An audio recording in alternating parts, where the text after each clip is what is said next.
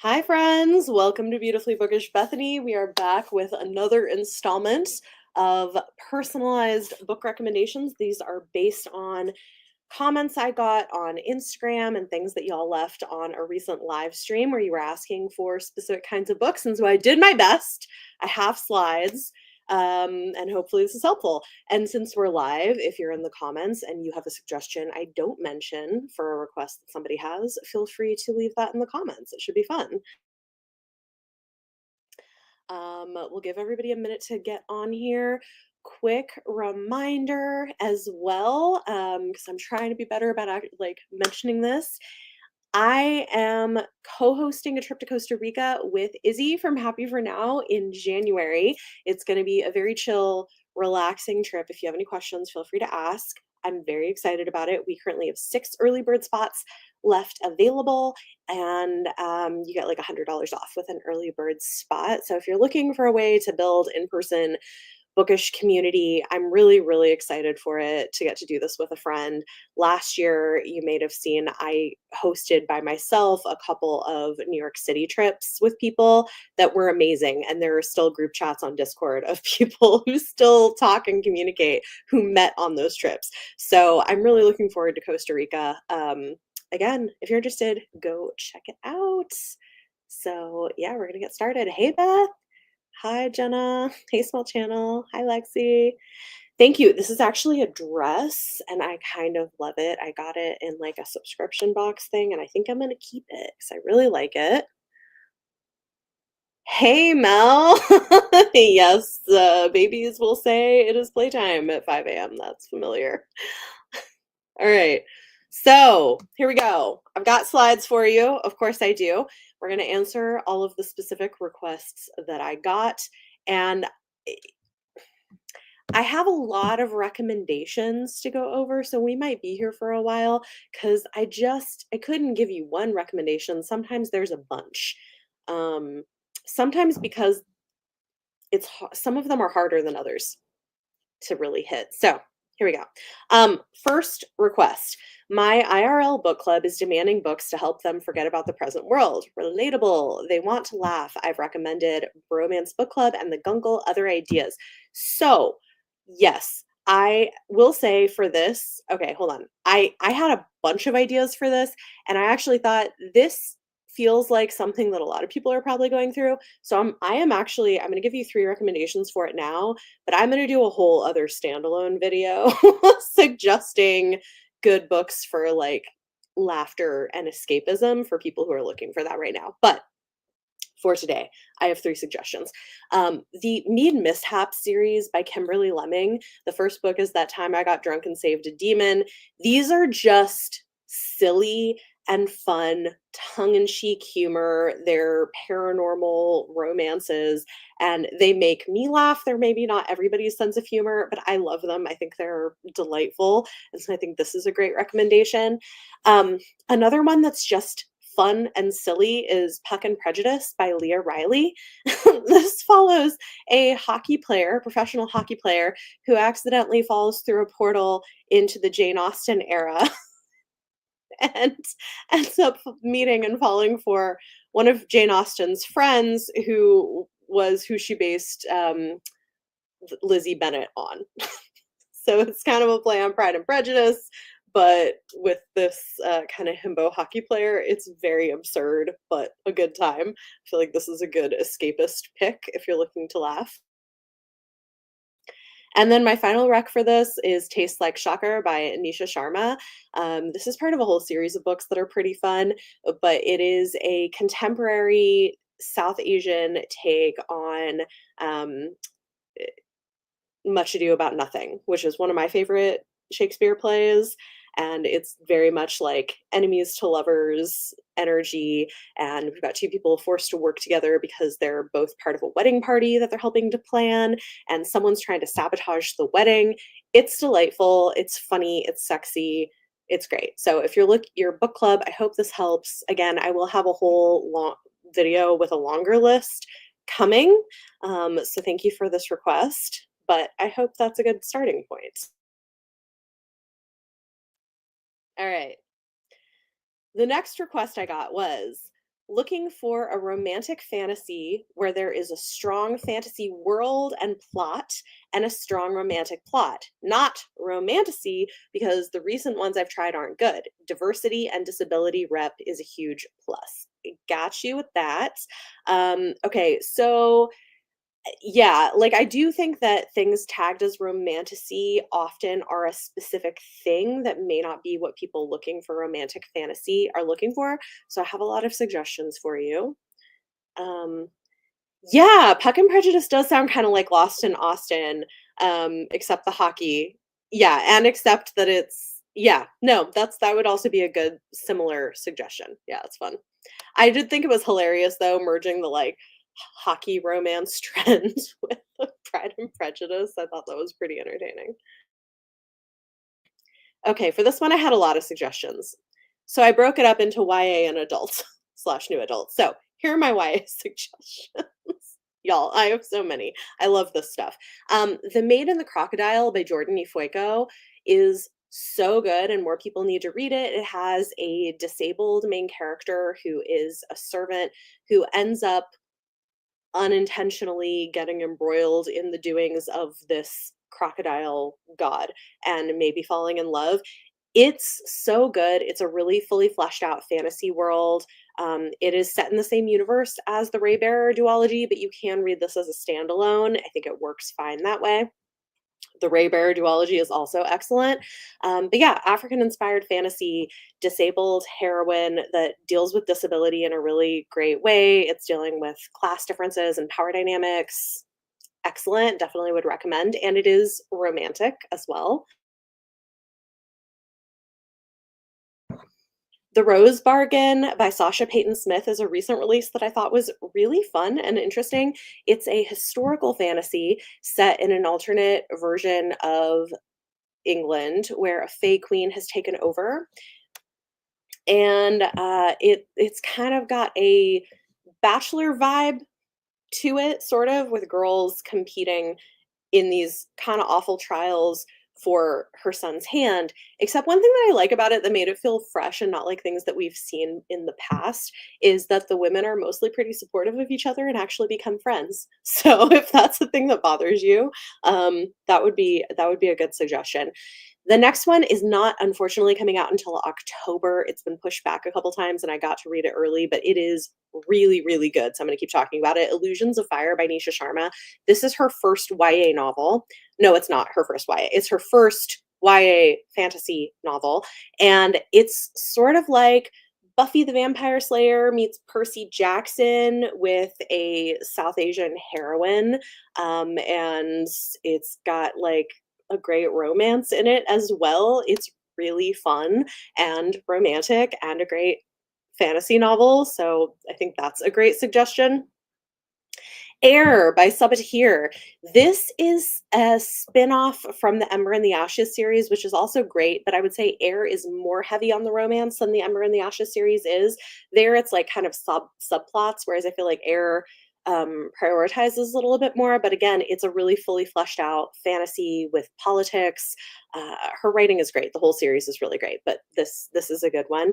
I think you can read it as a standalone. You'll probably get more out of it if you've read the Ember and the Ashes series ahead of time, because you get cameos from some of the characters in that as adults.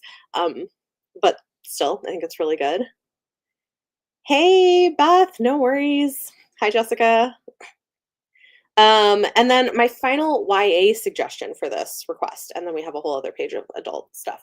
I won't, yeah, is the Chaos and Flame duology by Tessa Gratton and Justina Ireland. This is a YA political fantasy duology that I was really impressed with. It's one of among some of the best YA fantasy I've read recently. And it's smart. It's got, romantic elements to it. It's got politics. It's got interesting creatures and mystery elements. And it's a fully satisfying two-book series. And I think it's really good. It's an interesting world. So I think that's also a good option. Okay. My suggestions for this in new adult slash adult. Immortal Dark, I'm putting as new adult. Technically, it was YA. It does read a little bit on the older end, but I loved it.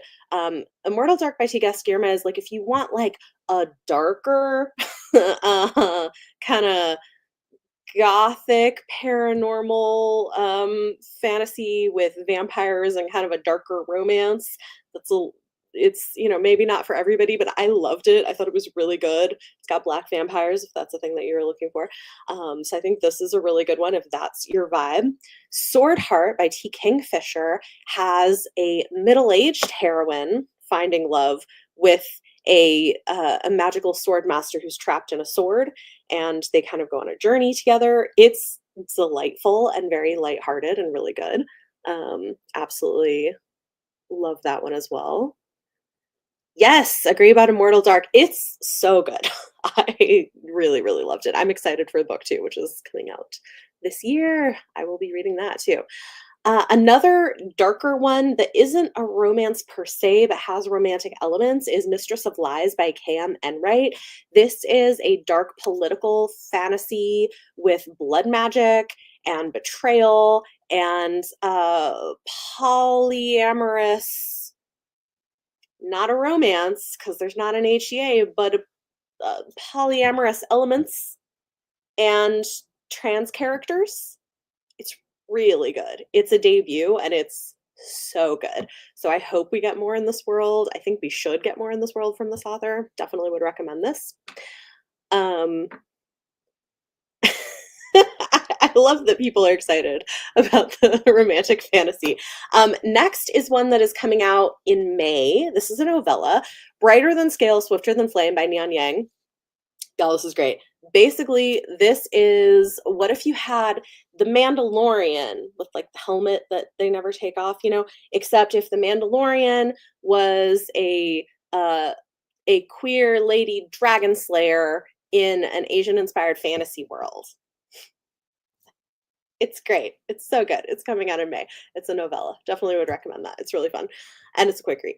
The Phoenix Keeper by S.A. McLean is if you like your romance and fantasy a little cozier, but still with a fully realized world. I was really impressed with this. It's a slower paced, kind of slow burn sapphic romance, but it follows a painfully shy young woman who is a zookeeper who takes care of magical creatures, and things happen, and she's bi, and the way that it fleshes out the magical the magical creatures was incredible. It makes you feel like, oh yeah, of course that is how you would care for a phoenix as a zookeeper, because it makes it feel realistic. I was really impressed with it. I hope she writes more in this world too, because I loved it. I thought it was good.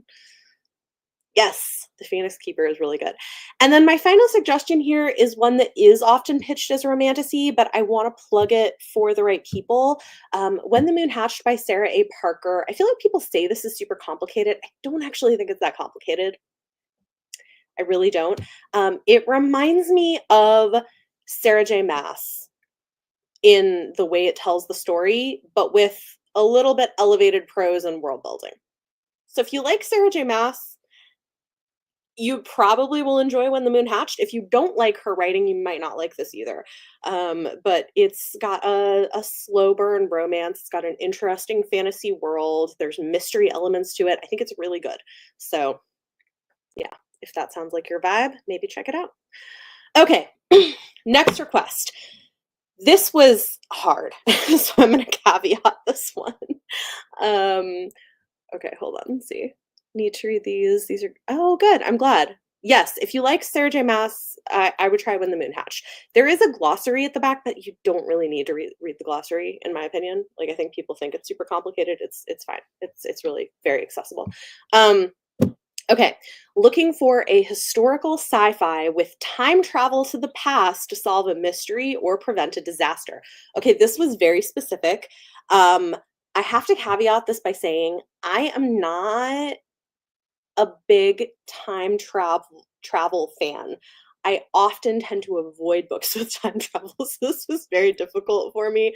I'm not sure I really got exactly what you're looking for, but hopefully, like the constellation of books I'm going to suggest will kind of get you there, or maybe there will be something that sounds interesting.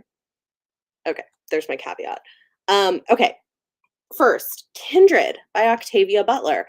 Um, It's great. It's a classic for a reason.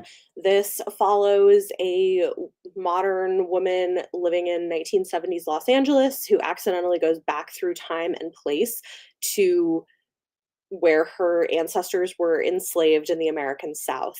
And the way that she interacts with them and tries to make changes and whether or not she can. I think this is a really interesting one. It's kind of a little bit dark, but really good. It's a classic. I think that kind of is giving you what you're asking for. Wrong Place, Wrong Time by Gillian McAllister was one that I read for Patreon Book Club because they voted for it. It was not something I probably would have picked up on my own, but I ended up really liking it, and it has it's moving backwards through time with a woman trying to stop her son from committing murder. And it's very emotional. It made me cry. It's more of kind of a mystery, sort of like a slower paced one. It's pitched as a thriller. Do I call it a thriller? I don't know. But I thought this was really good. I read thrillers. It's not my main thing, but I do read some thrillers. Shoestring Theory is a fantasy version of The Request. Okay, check that out. I have not read that one. Yes, Kindred is tough to read. I agree. The Atlas 6 by Olivia Blake, actually not in this book, but later in the series, there is a character who goes back through time to try to change things. So there does end up being time travel in book 2. This is like a fantasy dark academia that's I really loved the first book especially, and it's very messy characters doing a lot of interesting ideas about time and space and what those things mean with magic. I liked it. And then my final suggestion for this is a graphic novel. This is Earth Divers Volume 1 Kill Columbus by Stephen Graham Jones. It is a horror graphic novel about some indigenous people from a futuristic Earth where everything is like falling apart who go back in time to try to kill Columbus and stop colonization and whether that works or not. So it's pretty interesting. It is horror, so it's kind of gruesome, but it's an interesting concept, and I liked it. Yes, it is horror. It is, yeah. So hopefully, whoever asked that, hopefully that helps. Okay, an epic political sci-fi that has similar vibes to Star Trek. Okay, this is another one where I'm like, did I nail this or did I give you a constellation of books that have pieces of this? I don't know. Okay, I have some suggestions. I tried to think about, okay, what are books that have Star Trek vibes? Some of them are not epic political sci-fi, but they are sci-fi, and you'll see. I have some suggestions. Okay, first up, The Hainish Cycle by Ursula K. Le Guin is, I think, a pretty good suggestion for this. This includes books like The Left Hand of Darkness and The Word for the World is Forest. They're all loosely interconnected in the same universe, but they're doing a lot of really interesting conceptual things with the idea of aliens and humans and space travel and time travel and like what communicating across time and like what do all of these things mean. So I feel like that could be a really interesting place to go from kind of a classic perspective. Would similar to Star Trek be the same as similar to Firefly? No, I would say not the same. No. Star Trek for if you I kind of grew up on Star Trek, but I feel like for Star Trek it's really about humans interacting with a larger world, ideally in a thoughtful way, hoping for peace, not always getting peace with aliens and that kind of a thing. That's sort of the vibe there. I really, really love this series by Becky Chambers. It starts with A Long Way to a Small Angry Planet. Um, these are not epic. They're cozier. They're more about smaller human stories. There is a novella that in the UK is included in the series and in the US is not sold as part of the series that I reminds me a lot of the ethos of Star Trek, which is I have it here, hold on. To Be Taught If Fortunate. So, To Be Taught If Fortunate is a sci fi novella about a group of scientists going and traveling and visiting different planets and trying to leave as little of a footprint as possible. And that reminded me a lot of Star Trek in some ways. But I think a lot of these are really about like how do humans and other species in the universe exist with each other. Um, and so I really like that. Yeah, I agree. It is cozy, kind of found family. Unconquerable Sun by Kate Elliott. This is definitely epic sci-fi that I think has some of the elements that you're looking for. I really love this. We're hopefully going to get the final book in the trilogy soon, but I loved the first two. This is a gender flipped retelling of the history of Alexander the Great, but set in space. So we have a young woman stepping into the shoes of her mother, becoming the commander, sort of colonizing a lot of space, and what does that look like, and the court politics and dynamics of her inner circle. And it's drawing a lot on the real history of Alexander the Great, which I think is fascinating. I really, really love it. So I would love more people to read this series. I think they're fantastic. A couple of years ago, I got to do an interview with Kate Elliott on my channel, which was so great. She was really lovely. It was really cool. um Yes, to be taught if fortunate does sound kinda like a Trek, episode thing. Um, oh, yeah, no, A Memory Called Empire by Arkady Martine. This is definitely, I think, a good suggestion for this. It's part of a duology. I really hope we get more in this world because I love these. They're some of my favorites. Oh, so good. Really smart political sci-fi, and the first book is doing a lot to look at language and linguistics and the way that that impacts diplomacy and the way that we communicate with each other. And the second book is dealing with how humans are interacting with um, an alien species. And so good, like absolutely incredible. Cannot recommend enough.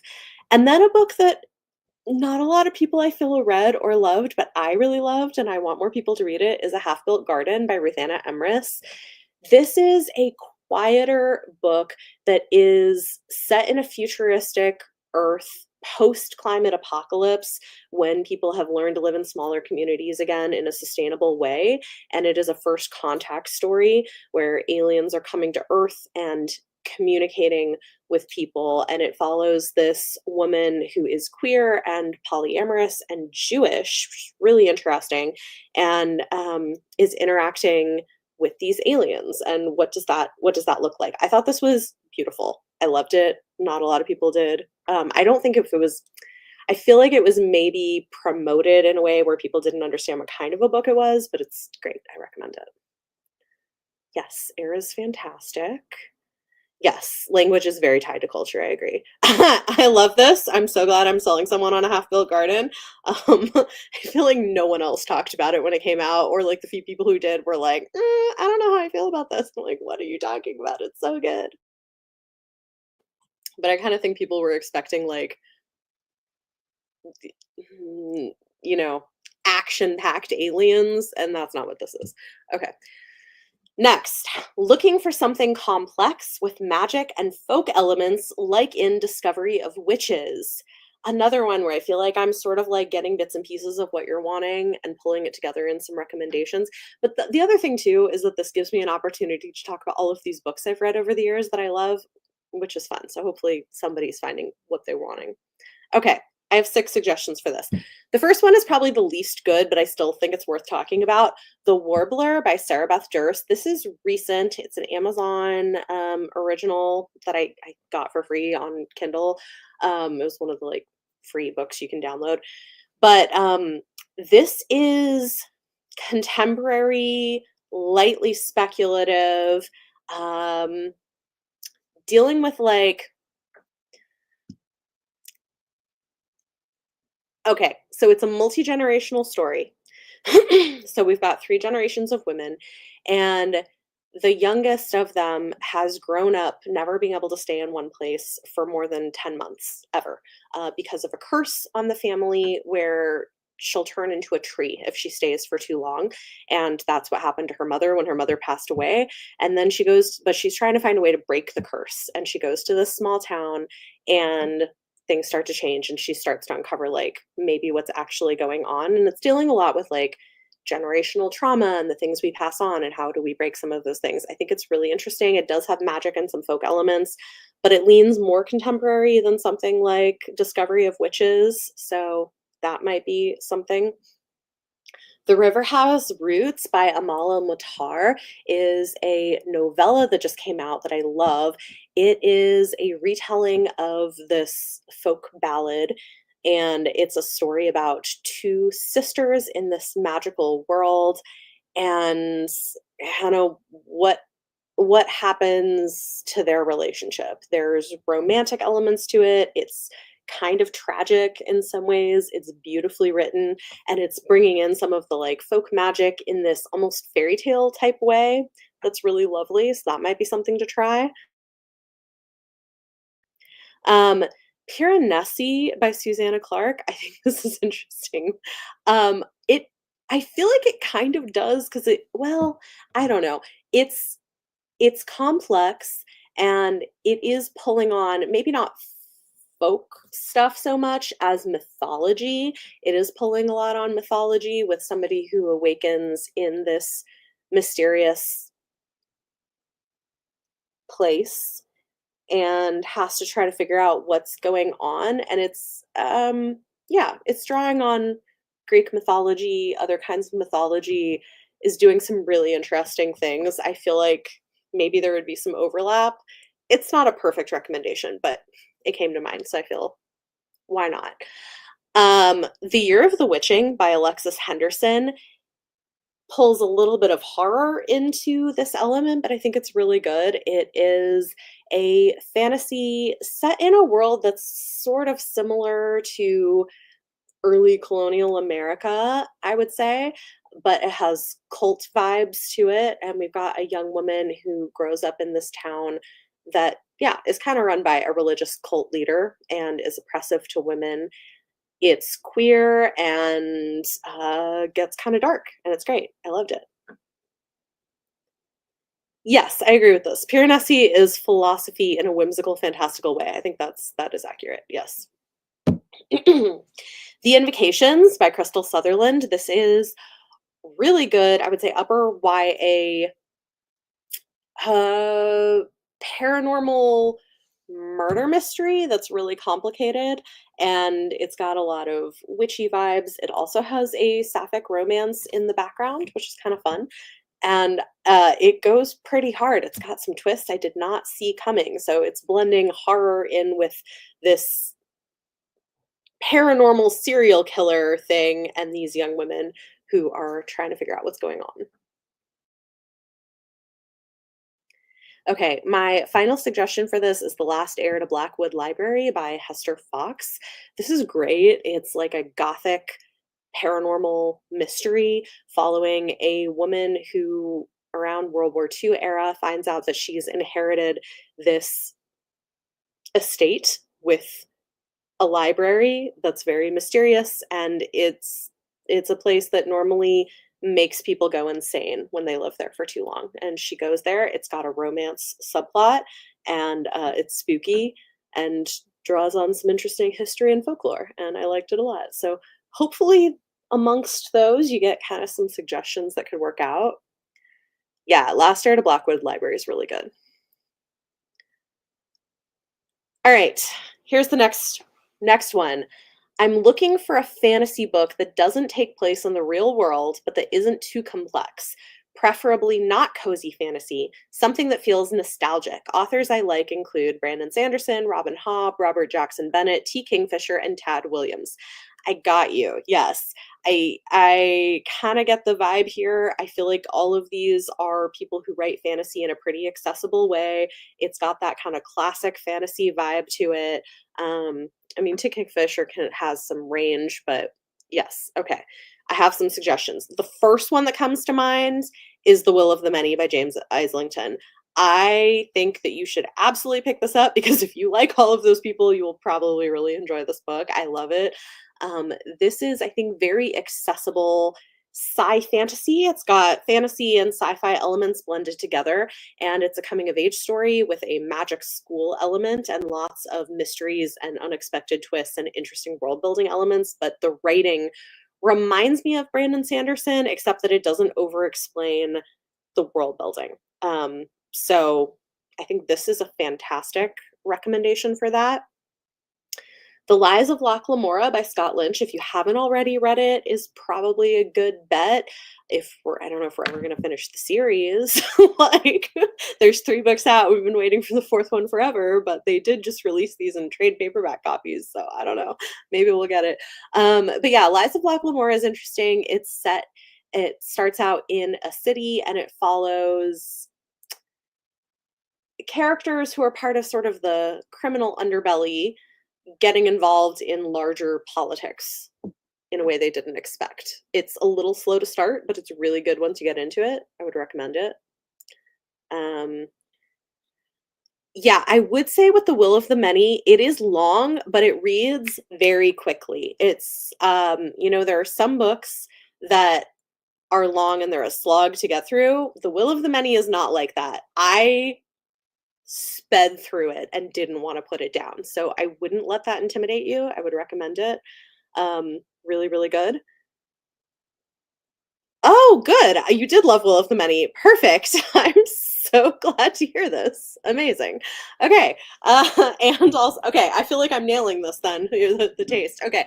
The one that I'm like the least sure of, but I think is worth a try is To Shape a Dragon's Breath by Monoquill Blackgoose. This isn't quite what you're asking for, but I think it's still pretty accessible and it's interesting. It's set in kind of an alternate version of our world, but it's like got fantasy and dragons, and it follows an indigenous young woman who has to go to a colonizer run school for dragon riders. And again, I hope we get more in the series because it's really interesting. But it's like while there's loose ties to the real world, it's not really, it's like pretty different. And again, not too complicated. So that might be one to give a try to. And then, yeah, Cushiel's Dart by Jacqueline Carey is also really good and really smart.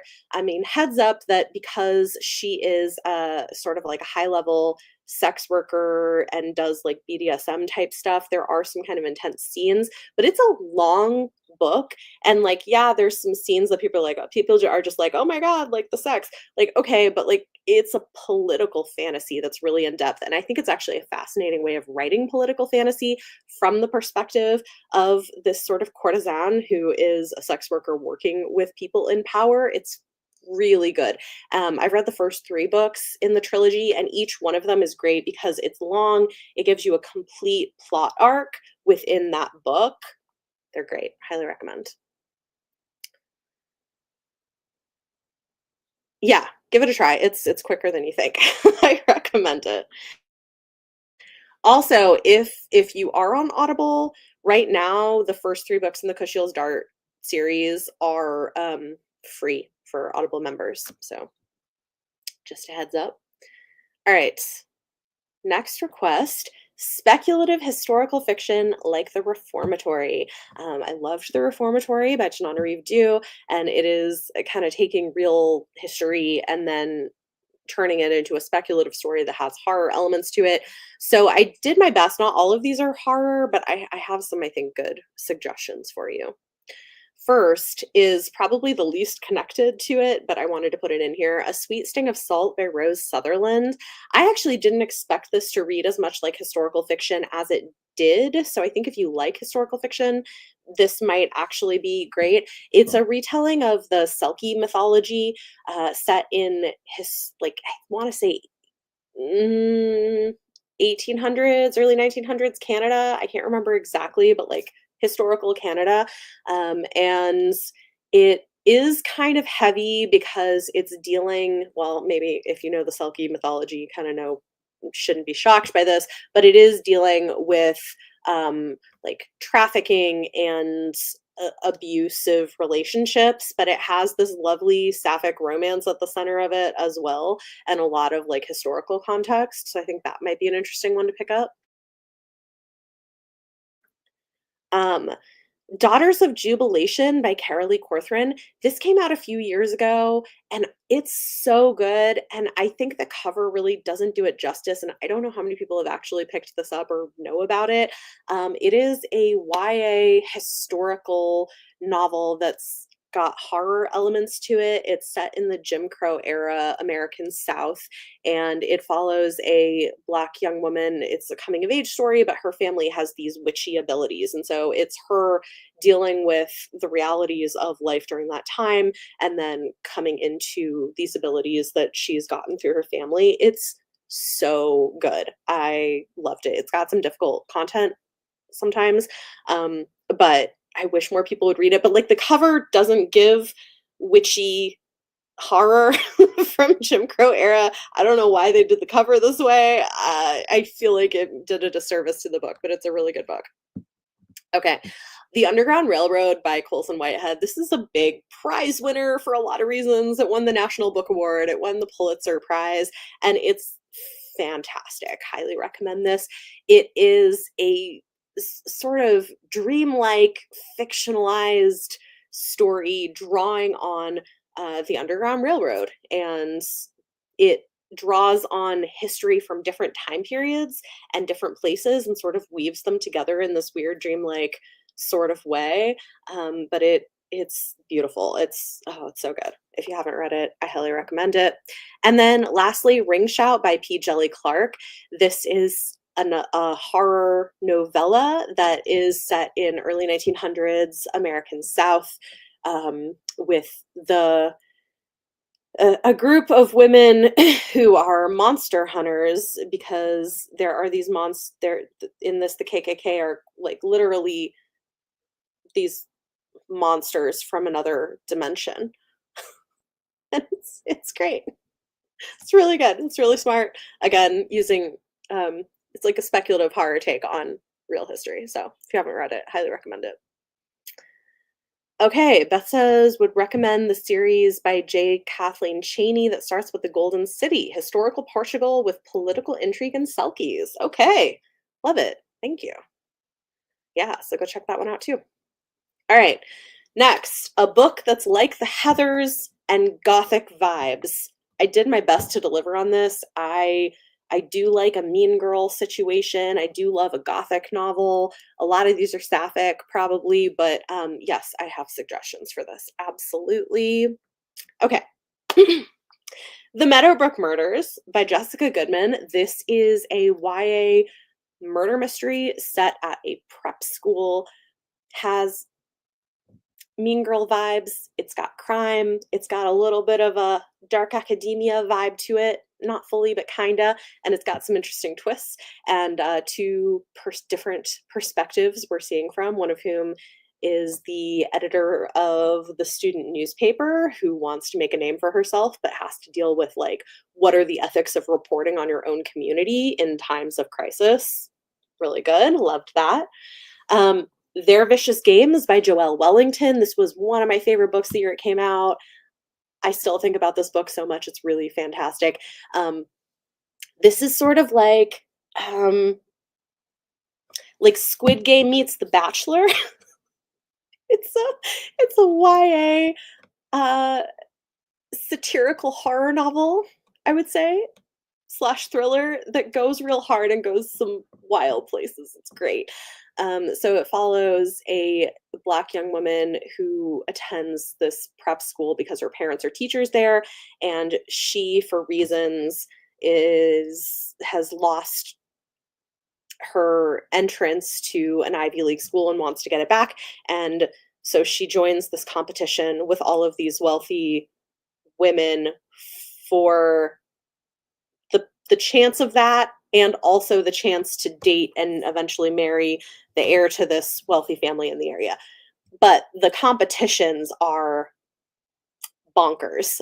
So this was really good. It's great. It's commentary on race and class and microaggressions, and it's a real good story. So I definitely recommend that if you haven't tried it. House of Hunger by Alexis Henderson. This is horror that is sapphic vampires with a Gothic Gothic horror with sapphic vampires, and it follows a young woman who, because she's in dire financial straits, agrees to um, basically feed her blood to a member of nobility for a certain amount of years, with the understanding that eventually she'll be given a pension and able to sort of survive. And so she does this because of financial necessity. And things are not as they seem, and things get real dark. There are a lot of content warnings for this, so check them. There's like abusive situations. It is a sapphic novel, although I wouldn't call it a romance.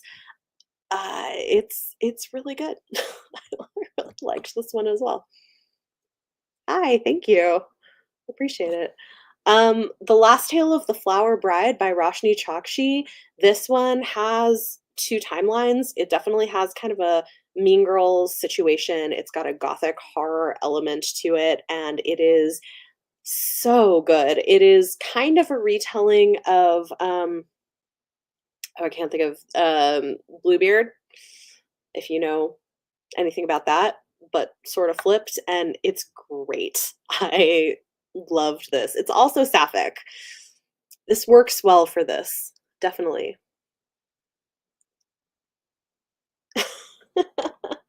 I love the yes. I'm glad this showed up. It has been chilly. Flawless Girls by Anna Marie McLemore. This one's really interesting. We have two sisters who went away to this finishing school, and something happened, and one of them fled and went home, and the other one stayed.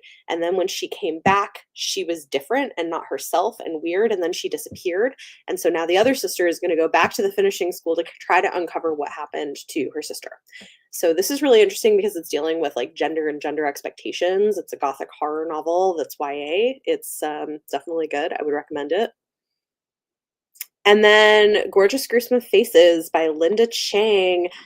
This is gothic horror dealing with beauty standards and K-pop. So it's pretty interesting. I don't want to give too much away about this, but we have a girl who had been part of a sort of K-pop adjacent girl group that broke up for reasons that we eventually find out. And now she wants to restart her career, but she had this really messy, intense relationship with one of the other girls. It's great. It's really good. So I would recommend. Oh yeah. Pretty Dead Queens would actually be a great suggestion for this as well, Beth. Yeah, by Alexa Dunn. Um, this is a small town murder mystery, but yeah, is dealing with like mean girl situations. I think that's also a pretty good suggestion. The Ivies, maybe. Yeah. I mean, I like the Ivies, but yeah, there is for sure mean girls in the Ivies. I don't know if I would call it gothic so much. Pretty Dead Queens isn't totally either, but I think those are good recommendations as well. Okay. This was probably the hardest one. I know that Emily sent me this, so thank you, Emily, for giving me one that was like really difficult for me to do. Thrillers like Black Box of Doom by Jason Pargin, a road trip with no murder or abuse plots. This was tough. I don't know if I quite got there, but I did my best. So here are my suggestions. The Bletchley Riddle by Ruta Sepetys and Steve Schenken. I mean, there is death because it's set during World War II, but it's not like murder. There's not abuse, and it is kind of a fun, fast-paced YA, like upper middle grade, early younger YA novel with a brother and sister who are trying to figure out what happened to their mom who went missing and is assumed dead. And also they're at Bletchley Park where they're doing code breaking. So it's historical fiction, which I'm not usually like a big historical fiction reader, but I really liked it. This might be an interesting one to try. Is there a road trip? No. This was also hard for me because I don't really love road trips either. So I don't read a lot of road trip books. So I was like, I'm going to do my best, try to give you the vibes I can. One that does have a road trip, I think this may have an abuse element. I can't remember exactly. I don't think it's a main part of the story, but there may be something. Every time you hear that song by Jenna Voorhees is interesting. So this is a dual timeline. It's this country singer who's similar to kind of like a Dolly Parton, and we get her backstory coming up from a difficult background. And then in the contemporary timeline, she's died and left sort of a scavenger hunt for people to find things that she's left behind that could be worth a lot of money. And so we have a big fan of hers who goes on a road trip with a guy in her town. So it's like their sort of coming of age story and story of like trying to follow the clues to find her stuff, and then the backstory of the singer. So it's got a road trip element. It's relatively light on some of the elements you're talking about. It might be a fun one to try. I mean, I think it's like a wide range of things for abuse. Like I think it's just not wanting, you know, something where the plot involves like somebody who's been abused in any sort of way, which I kind of get. So that might be one, kind of. The other one I thought of was Over London by George Penney and Tony Johnson. This is an indie bonkers fantasy. It's set in kind of an alternate version of London, and it's just very silly and funny. And there is a mystery element to it. I think there is murder, but it's like absurdist, so it doesn't feel dark. So again, this was a hard one to like really give you what you're looking for, but I'm doing my best. And then my other one, this is a little bit off as well, but the Kaiju Preservation Society by John Scalzi, it's just again fun and kind of silly. This follows a guy who ends up getting a job where he goes through a portal and they take care of these kaiju, these like Godzilla type monsters. There's no abuse or murder. It's just like fun. This is, I think, what he wrote during COVID. This was like his fun, silly COVID book. And they do travel, so it kind of counts. This was what I had. This is my best. Sorry. Would No Exit by Taylor Adams count? No road trip, but no abuse. I don't know. I have not read No Exit, but maybe. Maybe. This this was a really hard one. This was definitely the hardest one. Okay, I think we have a couple more. Sarah Waters vibes. All right. So I for this I went with like messy gay girls. Maybe with crime elements. Maybe spooky, maybe historical, but that was kind of what I went with for this. Messy gay girls with crime elements for Sarah Waters vibes. So yes, I have that. Ace of Spades by Farida Abike Iyamide. This is a fantastic YA thriller that is sort of like Gossip Girl meets Ace of Spades, or sorry, Gossip Girl meets Get Out. So it's dealing with racial dynamics in a school, and it's got queer main characters. So I feel like that could be interesting and has some of that mystery thriller element that you get from Sarah Waters. Not a perfect recommendation, but I think it's like in the ballpark. The Gilda Stories by Jewel Gomez. This is interesting. It follows a young woman who was enslaved and had escaped and then becomes a vampire. And it follows her life across the years from like 1800s all the way up to the modern era and kind of what her life is like and what that looks like. This I think is kind of interesting. Has kind of some of the vibes you're looking for. And oh, and she's a lesbian. So it's got like sapphic elements. I think that could work. A Lesson in Vengeance by Victoria Lee. People are really split on this. Some people I know hated the ending. I loved the ending, but I also like that kind of an ending. It's fine. This is like a dark YA dark academia, sapphic dark academia story with mean girls and super toxic relationships and crime. It's great. I really liked it, but I know it was not everybody's cup of tea. Okay, good. I'm glad you liked it too. I thought it was really good. My other another suggestion is The Haunting of Velkwood by Gwendolyn Kist.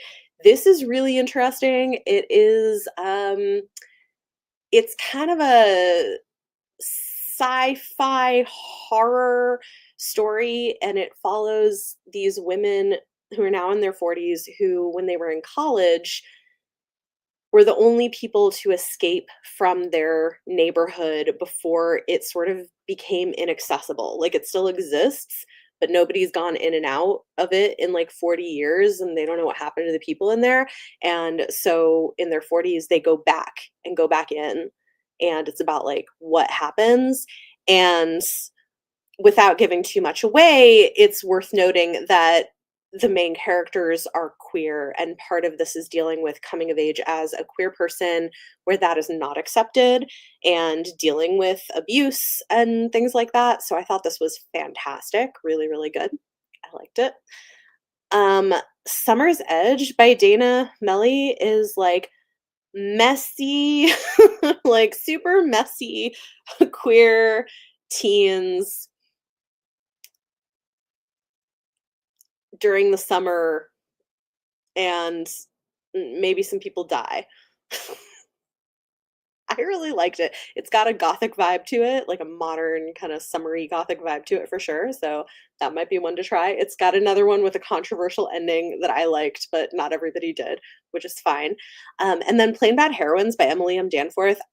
This was like my whole personality for a while. I loved this book so much. It is like light horror. It is sapphic, and it's got story within a story within a story sort of situation in set at a girls boarding school. And we have the modern day people who are trying to make a film about what had happened there, and then the past and what happened like early 1900s, I want to say, at the boarding school, and then something even before that. So it's got like nested storytelling and messy queer girls. It's great.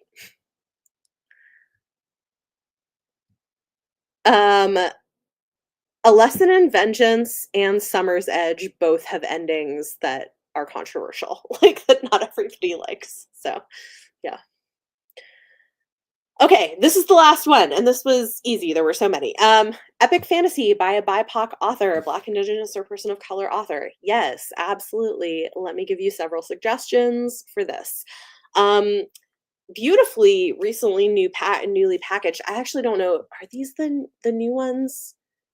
I think this is the new ones. So, the Dandelion Dynasty series by Ken Liu is getting brand new editions in these trade paperbacks. They're very pretty. And I need to finish the series. I've only read the first two, but these are epic, an epic political fantasy saga across generations in an Asian inspired world. They're so good and so smart. I need to again finish the series, but I loved the first two books. Definitely would recommend those. Um, the Broken Earth trilogy by N.K. Jemisin is one of my all-time favorites. It is sci-fantasy. It starts off feeling like fantasy, but it ends up having sci-fi elements woven into it later as well. But I would call this an epic saga that is dealing, I mean, amazing world building, amazing character work, dealing with big themes like motherhood and generational trauma and um, systemic oppression. It's great. It's so good. Like, please try it. Yes, this is true. Lesson in Vengeance had a very divisive ending. The Jasmine Throne and the rest of the series by Tasha Suri. I still need to read the last book in it, but these are great. This is um, drawing on South Asian history and mythology. We've got like lesbian main characters trying to overthrow the political system. One of them was a servant, and one of them is a princess. And it's super messy and fascinating world building elements. Again, I've read the first two books. They're both great. Love it. Um, Messy queer girls trying to tear the world down. It's good. Black Sun by Rebecca Roanhorse is the first book in a series that is inspired by like ancient Mesoamerica, and it's really cool. Like the world building is great, the character work is great. It's like this total immersive fantasy world with dark magic and cults and like it's very interesting. I don't even know how else to explain it, but it's really good. Then we talked about this earlier, but An Ember in the Ashes by Sabatir. This is the first book in the series that is the prequel series to Air, which came out more recently. These are really, really good. It's YA, but some of the best YA fantasy I've read, with a Middle Eastern inspired and Roman Empire inspired fantasy world with great characters. Love this. Haven't read them, definitely recommend. And then The Rage of Dragons by Evan Winter. I haven't read the second book yet, and I think the third book's coming out soon, but I liked the first one pretty well. This is African inspired fantasy and sort of magical coming of age story with a young dude. So there you go. That was like 60 something book recommendations. I hope this helped. I hope you all were able to find something to pick up, and I hope you enjoyed all of the recommendations. And thank you to everyone who joined in the comment section and suggested other things. This was really fun. I'm glad I did it as live. I was like, you know what? Let's just like make slides and do it as a live stream. So maybe I'll do another one of these again in the future if you like them. It is a fun opportunity for me to get to talk about books that I don't always get to talk about. So yeah. Talk to me in the comments down below. If you're watching this later on and you have additional suggestions of things people should check out, feel free to drop them in the comments below. And I hope you all have a great week. Thank you for joining me, and like and subscribe for more. I'll see you all next time. Bye.